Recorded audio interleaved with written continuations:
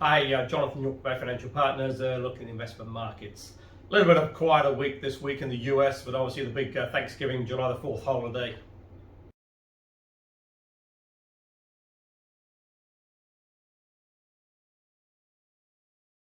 Well, leading up to it, certainly some pretty good news out there. GDP was revised up to 2% from the initial 1.3.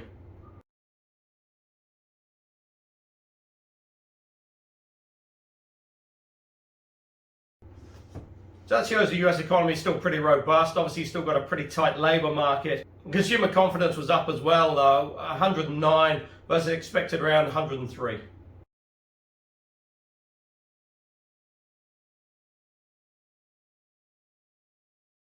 Indeed, US equities for the first 6 months performed pretty well. S&P was up around 15%.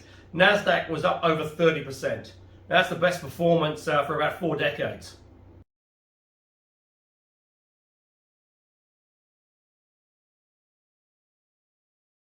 Longer term rates in the US still nudging a little bit higher, 10 years around 383, and the 2 years just under 490.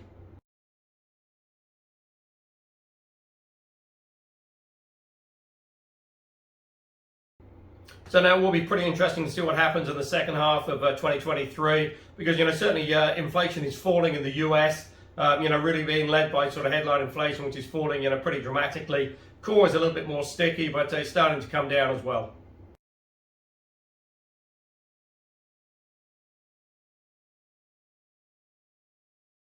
While Fed Chair Jay Powell, still talking pretty tough on inflation. There is a growing feeling now that the Fed is pretty close to the top, if not at the top, in terms of the interest rate hiking cycle.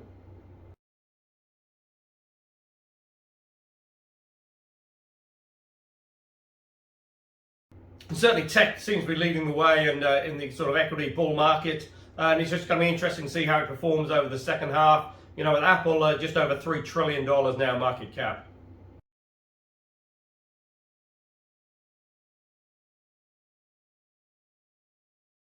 Oil back above 70 bucks, currently trading around 70.40 and change.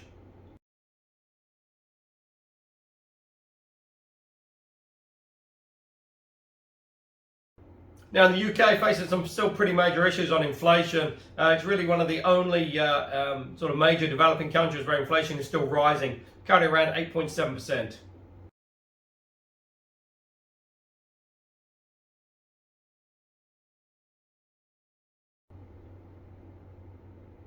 Now, while that is off its recent peak, it's still very high compared with global countries.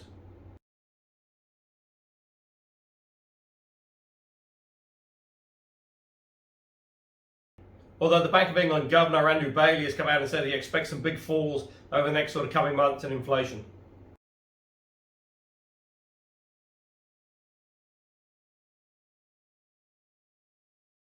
Now, likewise, EU stocks had a pretty reasonable first 6 months, up around 8.8%.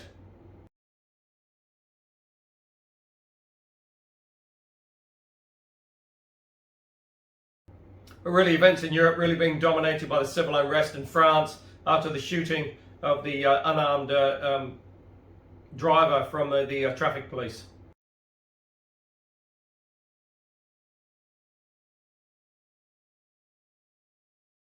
Now, while it seems to be abating slightly, there's still plenty of civil unrest out there. And now that the issue is, it's not really protesting about the death of the teenager. It's just people out there sort of looking to cause trouble and sort of looting and rioting just for the sake of it.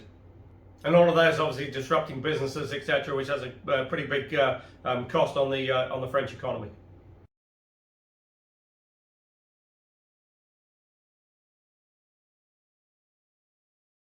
Now in Australia, CPI was down for the month of May, down to 5.6% versus 6.8% in April.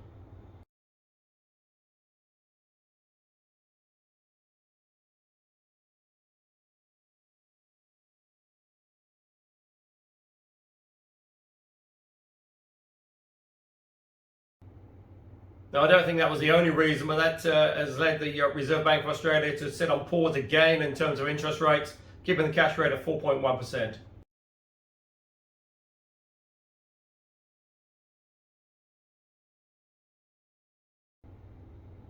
And really, again, just sort of taking that very cautious approach and waiting to see the full implications of the recent rate hikes they've had in Australia.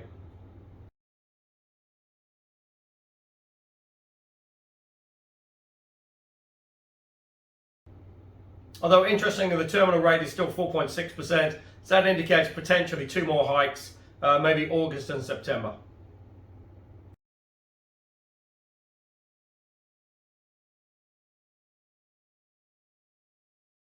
But as always, the Australian economy really still benefiting from sort of the reopening in China. China has reiterated its 5% GDP growth for the year.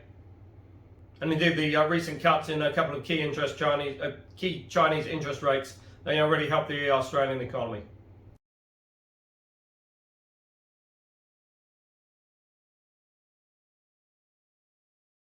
Now here in New Zealand, it was quite interesting to see the latest ANZ consumer confidence was up slightly, still a negative number, but it was nowhere near as negative as the previous month.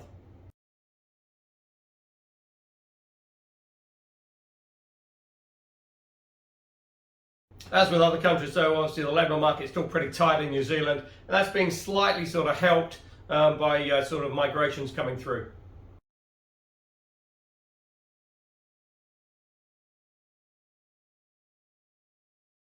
Also as well, housing market appears to be sort of bottoming out now, and indeed in some areas it's actually starting to rise slightly. Discussed it before, that's mainly being driven by the net migration numbers, which is currently running at around 72,000 net migration positive.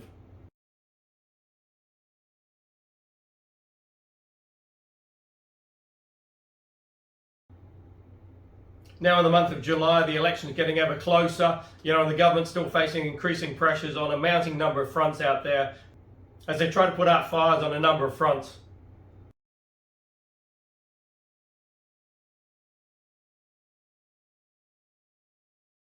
And then on top of that, the fuel tax subsidy was reintroduced. That put around 27 to 29 cents on a litre of fuel, which is just going to add to the cost of living issues out there.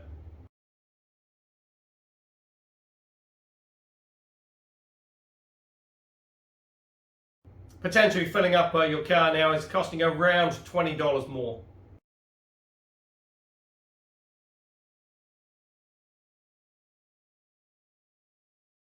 Now we pass the end of the KiwiSaver year end. Expect those government contributions to go in over the next sort of 2 to 3 weeks.